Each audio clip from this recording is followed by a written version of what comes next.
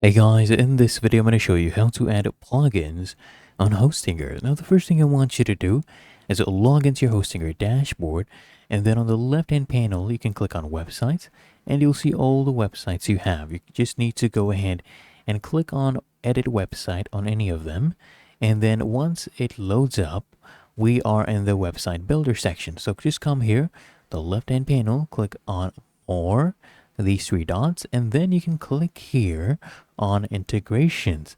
And once you do this, you'll actually see all the different tools or services that you can go ahead and connect with. So we have all of these right here, and you can also go ahead and add your own code to customize. Of course, if they are other websites or tools, you can go ahead and connect it using this one as well. So it's really that easy. If you found this helpful, make sure you smash that like button and subscribe to the channel. It really helps me out as well.